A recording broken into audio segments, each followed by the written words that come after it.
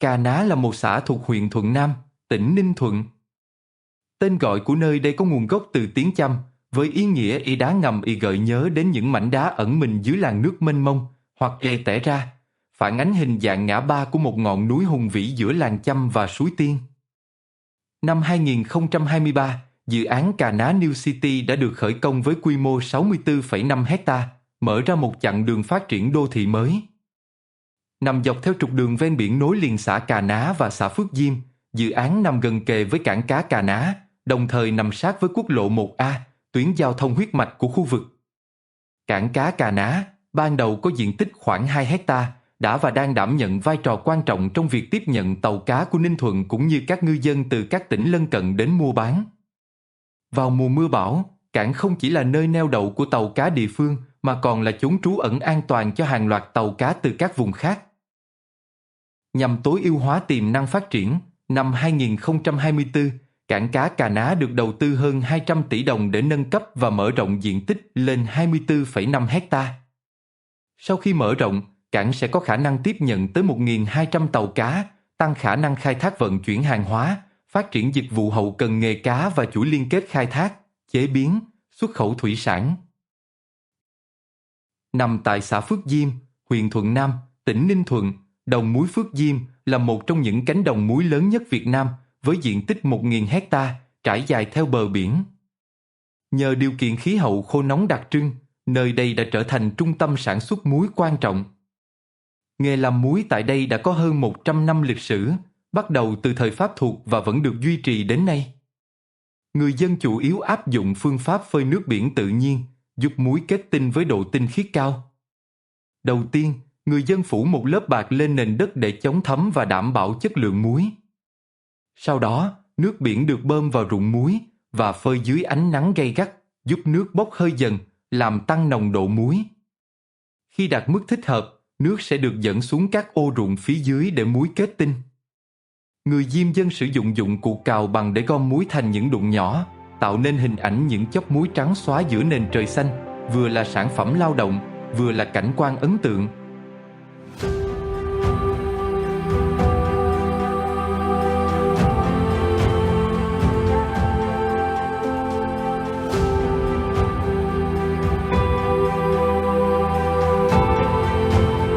Một thập kỷ trước, vào tháng 4 năm 2015, tỉnh Ninh Thuận chính thức khánh thành tuyến đường ven biển với tổng chiều dài 106,4 km, tổng mức đầu tư hơn 4.500 tỷ đồng. Tuyến đường này bắt đầu từ điểm giao với quốc lộ 1A tại huyện Thuận Bắc, giáp ranh tỉnh Khánh Hòa, và kết thúc tại xã Cà Ná, huyện Thuận Nam, gần ranh giới tỉnh Bình Thuận.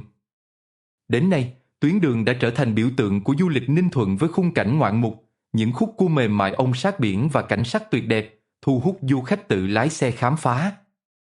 Hệ thống đường ven biển Ninh Thuận gồm 2 tuyến chính. Đường tỉnh 701 kết nối từ thành phố Phan Rang, Tháp Chàm đến Cà Ná, đi qua nhiều điểm du lịch nổi tiếng. Đường tỉnh 702 chạy từ thành phố Phan Rang, Tháp Chàm đến thành phố Cam Ranh, Khánh Hòa. Hai tuyến đường này không chỉ mở rộng cơ hội phát triển du lịch, mà còn là nền tảng quan trọng trong việc kết nối giao thông và phát triển kinh tế biển. Cung đường tỉnh 701 từ Cà Ná đến Phan Rang, nằm ở phía nam tỉnh Ninh Thuận, kéo dài khoảng 50 km. Ban đầu, tuyến đường này được xây dựng với mục tiêu kết nối hai dự án nhà máy điện hạt nhân trong tương lai. Mặc dù kế hoạch chưa được triển khai, nhưng vẻ đẹp hoang sơ của cung đường vẫn được bảo tồn, mang đến một điểm đến lý tưởng cho những ai yêu thiên nhiên và thích khám phá. Nằm dưới chân núi Mũi Dinh, bãi Tràng là một trong những bãi biển hoang sơ và đẹp nhất tỉnh Ninh Thuận. Bãi biển này thuộc huyện Thuận Nam, cách thành phố Phan Rang khoảng 30 km. Với bãi cát trắng mịn trải dài bên làn nước trong xanh, bãi Tràng mang đến vẻ đẹp thuần khiết. Những cồn cát rộng lớn trải dài tạo cảm giác như một vùng sa mạc thu nhỏ giữa lòng Ninh Thuận. Điểm đặc biệt của bãi Tràng nằm ở sự yên bình và hoang sơ. Dù không rộng lớn như những bãi biển khác, nhưng chính đường cong mềm mại tựa vầng trăng khuyết, ôm trọn làn nước xanh biếc đã tạo nên một khung cảnh cuốn hút. Hai đầu bãi biển được bao bọc bởi những ngọn đồi cao cùng các bãi đá nhấp nhô, tạo thành nét chấm phá độc đáo giữa thiên nhiên.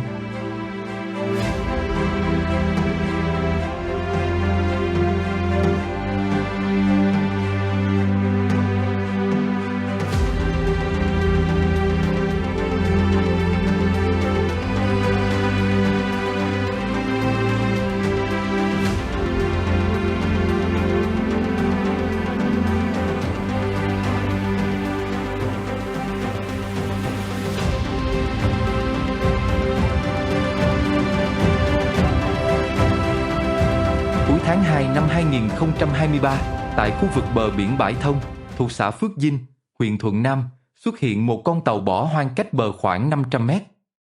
Đây là tàu Thành Hưng 6, gặp sự cố mất bánh lái khi di chuyển từ cảng Đồng Nai đến cảng Cam Ranh. Do ảnh hưởng của thời tiết với sóng to, gió lớn cấp 7, tàu bị trôi dạt và mắc cạn tại khu vực bờ biển. Hiện tại, con tàu đã bị thủng đáy, ngập nước, bánh lái bị gãy và nứt gãy một phần của tàu. Do chi phí cứu hộ lớn, việc đưa tàu ra khỏi vị trí mắc cạn vẫn chưa được tiến hành. Hình ảnh con tàu bỏ hoang giữa biển xanh tạo nên một khung cảnh lạ lẫm, thu hút sự tò mò của những du khách đến tham quan khu vực này. Bãi biển Bình Sơn Ninh Chữ trải dài hơn 10 km, thuộc thành phố Phan Rang Tháp Chàm và huyện Ninh Hải, tỉnh Ninh Thuận. Đây là một trong những bãi biển đẹp nhất Việt Nam, vẫn giữ được vẻ hoang sơ tự nhiên với hình vòng cung duyên dáng, nước biển trong xanh và bờ cát trắng mịn. Dọc theo bờ biển là công viên biển Bình Sơn và sân bay Park Phan Rang. Dự án được khởi công vào năm 2019, có quy mô 8,3 hecta với tổng vốn đầu tư gần 5.000 tỷ đồng. Đây là tổ hợp nghỉ dưỡng kết hợp giải trí theo tiêu chuẩn quốc tế, gồm 3 tòa tháp cao từ 40 đến 55 tầng. Trong đó, tòa tháp C cao 40 tầng và tòa tháp B cao 48 tầng đã hoàn thành xây dựng.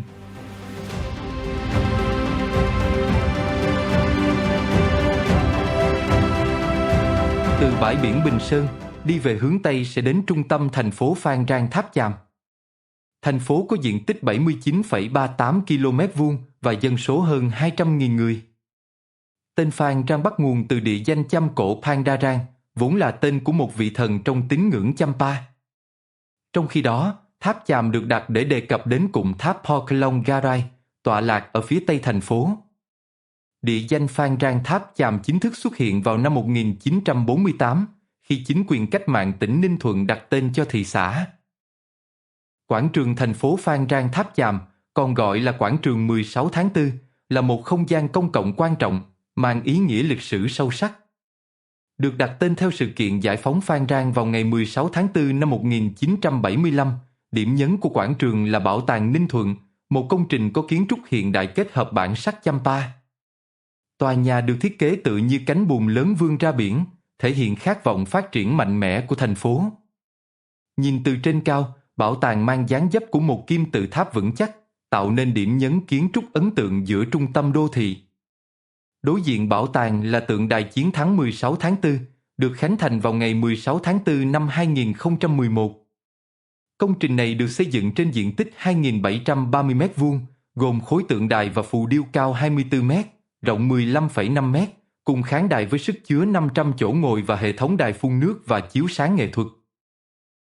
Dự kiến, sau khi sáp nhập tỉnh Khánh Hòa và tỉnh Ninh Thuận để hình thành tỉnh Khánh Hòa mới, các phường thuộc thành phố Phan Rang Tháp Chàm sẽ được sáp nhập lại.